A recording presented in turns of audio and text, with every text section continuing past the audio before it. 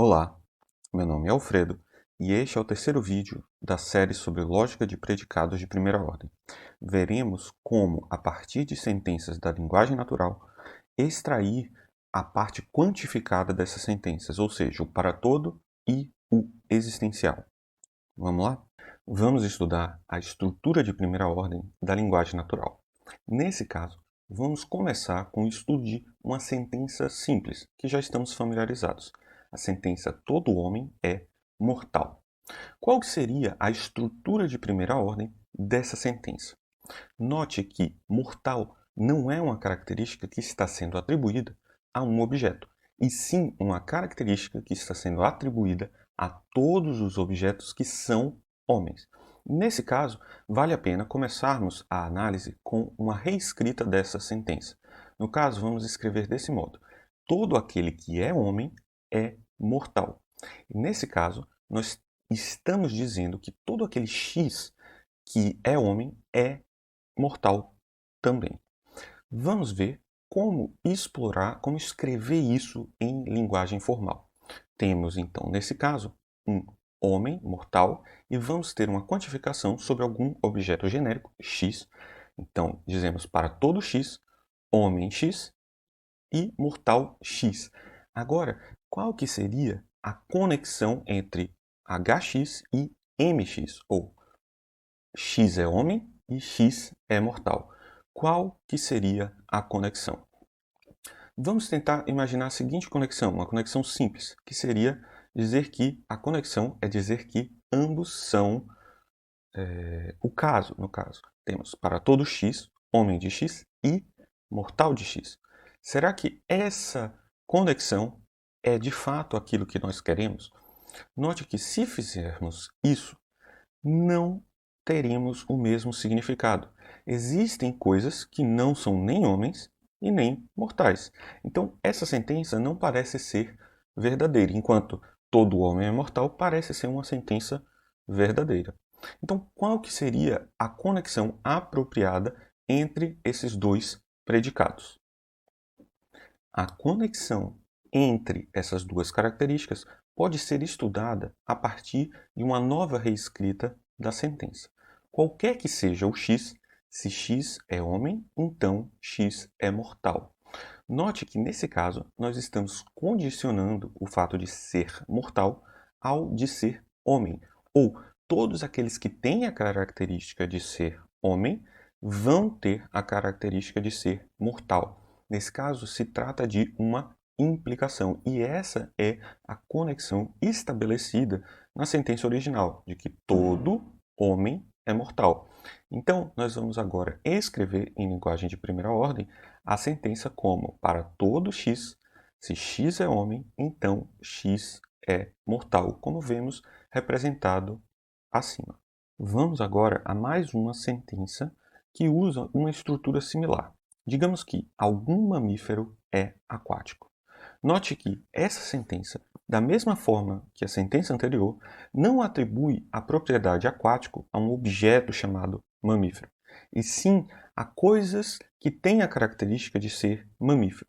Nesse caso, mamífero e aquático são tipos, da mesma forma que homem e mortal. São características compartilhadas por uma coleção de objetos.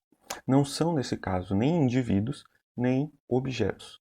Agora, isso quer dizer que nós vamos representar tanto mamífero como aquáticos como propriedades. No caso, mamífero por m de x e aquático por AQX. Vamos então à palavra usada no início dessa sentença, que é a palavra algum. O que a palavra algum nesse contexto quer dizer? Quer dizer que nem todos os objetos têm características, ou alguns desses objetos podem não ter, mas eu sei garantidamente que pelo menos alguém tem as características ditas por essa sentença. E por isso nós vamos usar a quantificação existencial. Vamos dizer que existe algum x que tem as propriedades expressas pela sentença. No caso, m de x e aq de x. Agora, novamente, temos que determinar qual é a propriedade em questão, qual é a conexão estabelecida entre mamíferos e aquático. Nesse caso, observe que o que eu estou dizendo é que o indivíduo caracterizado, ele tem ambas as propriedades. Existe alguém que é tanto mamífero quanto é aquático. E é isso que a sentença expressa. Ela expressa a conjunção entre M de x e AQ de x. Então, a frase algum mamífero é aquático será expressa em lógica de primeira ordem como existe x, tal que M de x e AQ de x, ou existe x, tal que x é mamífero e x é aquático.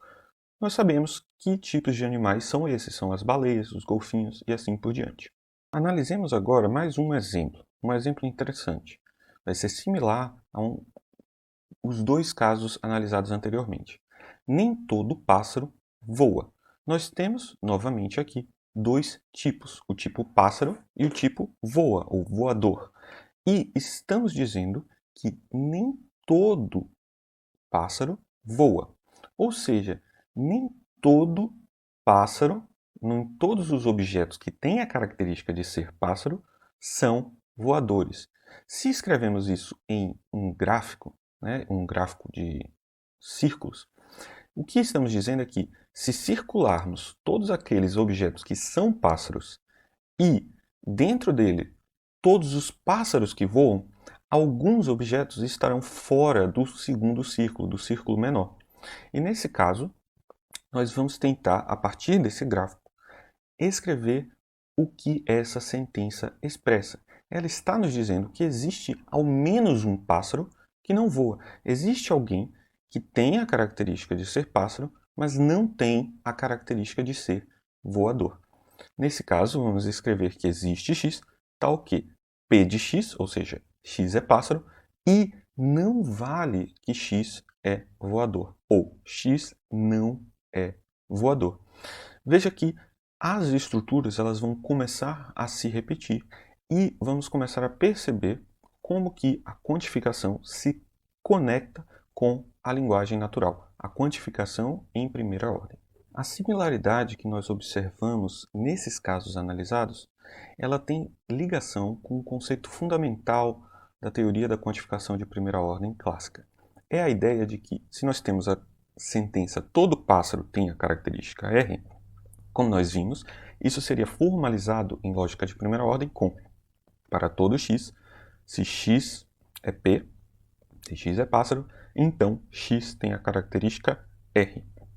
E, como acabamos de ver, quando dizemos não é todo pássaro é R, ou nem todo pássaro é R, nós teremos a formalização existe x tal que P de x e não R de x. Veja que o que está acontecendo é a negação da primeira sentença. Estou dizendo não vale que todo pássaro é R. E a primeira sentença está dizendo todo pássaro é R. Isso significa que essas sentenças elas são a negação da outra. E isso é muito importante para entender qual é a conexão entre o quantificador para todo e o quantificador existe. Essas sentenças têm a conexão de uma oposição. Uma é a negação da outra. E qual é a base para essa ideia? A base para essa ideia é dizer que a quantificação universal, o para todo, ao ser negado, ele é equivalente à existência da negação do que vem à frente. Nós veremos em mais detalhes essa relação quando estivermos estudando a axiomatização e a semântica da lógica de primeira ordem. Mas aqui estamos dando um gostinho dessa relação. Além dessa equivalência, nós temos as equivalências proposicionais que dizem que a implicação, ou seja, quando temos que alfa implica beta, isso é equivalente a dizer não para o primeiro ou o segundo, não alfa ou beta. E, por fim, a regra de De Morgan, que diz que, ao negar uma sentença disjunta, nós obtemos a negação de ambas as sentenças conectadas a partir da conjunção, como nós vemos aqui escrito. para fechar a nossa introdução à quantificação e à conexão com a linguagem natural, vamos estudar um caso muito interessante e importante, que é o uso do artigo definido na linguagem natural, o ou o a. Note a seguinte frase: o inventor do avião é inteligente. Perceba que tanto inteligente quanto inventor do avião são características, são naturalmente características. X é inteligente, X é inventor do avião. Ambos são características. Só que o artigo definido, ele traz um elemento a mais. Eu não estou dizendo homem mortal, eu estou dizendo o homem, algo desse tipo. Algo aqui tem uma informação a mais, né? Algo traz uma informação muito relevante. Observe o seguinte: vamos imaginar dois cenários. O cenário em que você acredita que o inventor do avião é Santos Dumont e o cenário em que o inventor do avião é ou são os irmãos Wright. Veja que a sentença, como está escrita, ela funciona de modo ok se você acredita que o Santos Dumont é o inventor do avião. Agora, existe algo de estranho quando nós acreditamos que o inventor do avião, na verdade, são os irmãos Wright. Por quê? No caso, os irmãos Wright são dois. E a sentença está expressando o inventor do avião é inteligente e não os inventores do avião.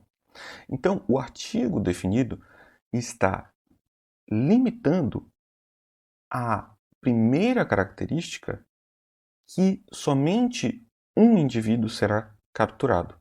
Então, só existe um X que é o inventor do avião. Vamos analisar em mais detalhes o que está acontecendo nesse caso. Vamos dizer que o artigo definido, ele indica uma nova informação. E agora vamos escrever os dois predicados usados nessa sentença. Nesse caso, nós temos o seguinte: o inventor do avião, com IAV, e inteligente, escrito com INT. Então, nossa frase vai seguir uma estrutura normal, como viemos fazendo, e vai ser: existe X, tal que X é inventor do avião e X é inteligente. Mas agora nós precisamos de mais uma informação, que é para caracterizar essa informação nova que o artigo definido traz. E a informação nova que o artigo definido traz, ela é a seguinte: ela está nos dizendo que X é o único que tem as duas propriedades. É a única coisa, o único indivíduo, objeto que tem essas características. E como que nós expressamos isso em lógica de primeira ordem? Nós expressamos isso em lógica de primeira ordem dizendo que, além de X ser alguém que tem ambas as propriedades, qualquer que seja Y para qualquer outro objeto ou qualquer objeto, se Y, esse novo objeto, tem ambas as características, então X tem que ser exatamente o Y.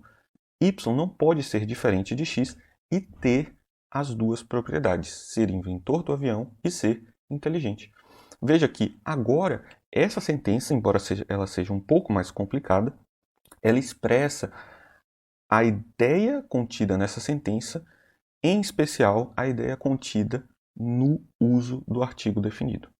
Nós temos algumas maneiras de escrever isso de modo mais simplificado. Mas, por enquanto, é importante observar que todos esses elementos da linguagem natural, pelo menos os que estamos trabalhando até o momento, eles são capturados de modo mais simples ou mais complicado pela linguagem de primeira ordem. E a linguagem de primeira ordem tem essa característica, ela consegue expressar de modo eficiente muito daquilo que nós queremos falar sobre o mundo. E por isso, ela é muito importante.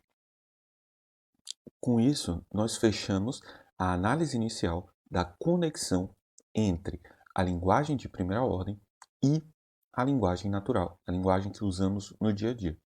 No próximo vídeo, introduziremos o conceito de variáveis livres e faremos a distinção entre as fórmulas em geral e as sentenças. Muito obrigado e até o próximo vídeo.